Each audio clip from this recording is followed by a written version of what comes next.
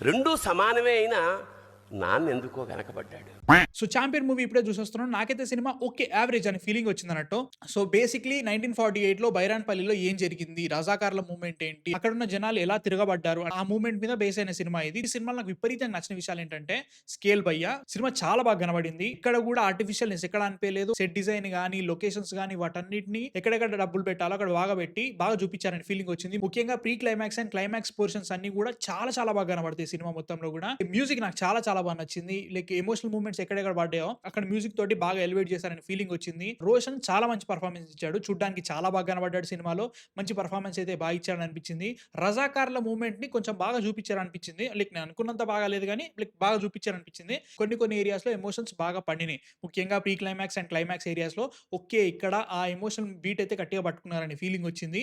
Interval sequence చాలా బాగా పండింది భయ్య. అక్కడ ఏ రేంజ్ అయితే ఎలివేషన్స్, ఏ రేంజ్ అయితే ఎమోషన్స్ పండాలో పడిందనిపించింది. టోటల్ ఆ బ్యాక్ డ్రాప్‌ని, సినిమాటోగ్రఫీని చాలా బాగా పెట్టుకున్నారనిపించింది. ఏంట్రా టోటల్‌గా టెక్నికల్‌గానే మాట్లాడుతున్నాడు. స్టోరీ విషయంలో ఏంట్రా సంగతి అంటే మాత్రం అక్కడే కొంచెం బొక్కబడిందని చెప్తా. బేసికల్లీ చాలా డల్ నేరేషన్ నడిచింది సినిమా మొత్తం కూడా. ఫస్ట్ హాఫ్ కూడా ఒక రకంగా నడుస్తా ఉంటది. ఫస్ట్ హాఫ్‌లో చాలా వరకు లాగ్ అనిపించింది. ముఖ్యంగా మనకి హీరో క్యారెక్టర్ ఏదైతే ఉంటదో ఫుట్‌బాల్ బ్యాక్ డ్రాప్ అదంతా కూడా సీన్స్ చూడడానికి బానే ఉన్నాయి గానీ, సినిమా వెళ్ళే నేరేషన్ అదంతా కూడా కొంచెం డల్‌గా ఎళ్తా ఉంటదన్నమాట. దానివల్ల రావాల్సినంత ఎమోషన్ రాదు. అండ్ ఆల్సో మనకి మెయిన్ పాయింట్ ఇది కాదురా వేరే పాయింట్‌కెళ్ళాలి కదా! అక్కడికి ఎప్పుడు ఎళ్తాం అనే ఫీలింగ్ వస్తా ఉంటది. ఎప్పుడైతే ఆ పాయింట్‌కెళ్తామో అక్కడ కూడా అంత బాగా నేరేటివ్ ఉన్నట్టు అనిపియదన్నమాట. ఓహ్! ఎళ్తుంది అనిపిస్తా ఉంటది. 2, 3 హై సీన్స్ పడతా ఉంటాయి. దాని తర్వాత మళ్ళీ నార్మల్‌గా ఎళ్ళిపోతా ఉంటది. కొన్ని కొన్ని సిట్యుయేషన్స్‌లో ఎట్లుంటదంటే అక్కడ చాలా పెద్ద ఎమోషనల్ సీన్ జరుగుతా ఉంటది. వెంటనే కట్ టు ఒక కామెడీ సీన్ పెడుతున్నట్టు అనిపిస్తా ఉంటదన్నమాట. ఏంటిది పొంతన లేదా అనే ఫీలింగ్ వస్తా ఉంటది. ముఖ్యంగా మెయిన్ ఎమోషనల్ బీట్స్ అన్ని కూడా ప్రీ క్లైమాక్స్, క్లైమాక్స్‌కే పెట్టుకోవడం వల్ల సినిమా కూడా డల్ నేరేషన్‌తో నడిచినట్టు అనిపించిందన్నమాట. ఇవన్నీ అనుకున్నా గానీ హీరోయిన్ క్యారెక్టర్ నాకు కొంచెం తేడా కొట్టింది భయ్య. ఎందుకంటే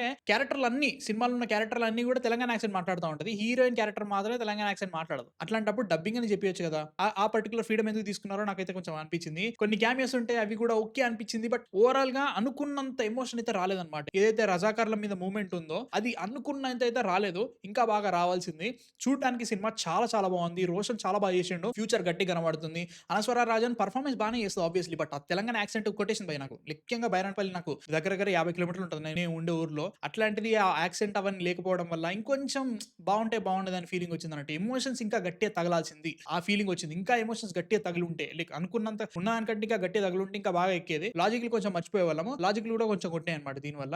ఓవరాల్‌గా 'champion' is a good watch. But an average movie. నాకైతే మాత్రం ఓకే అనిపించింది. మీరు చూసారా 'చాంపియన్' మూవీ? చూడాలనుకున్నారు కింద కామెంట్స్‌లో చెప్పండి. అసలు ఈ కళ్ళద్దాలు ఎందుకు పెట్టుకుంటున్నావురా వీడియోస్‌లో అంటే మాత్రం ఐ సర్జరీ అయింది భయ్య. కాబట్టి పెట్టుకుంటున్నా. అండ్ మా కాంటెంట్ నచ్చితే మాత్రం సబ్స్క్రైబ్ కొట్టేసేయండి. నెక్స్ట్ వీడియోతో మళ్ళీ కలుస్తాం. అంతవరకు man of fiction signing off.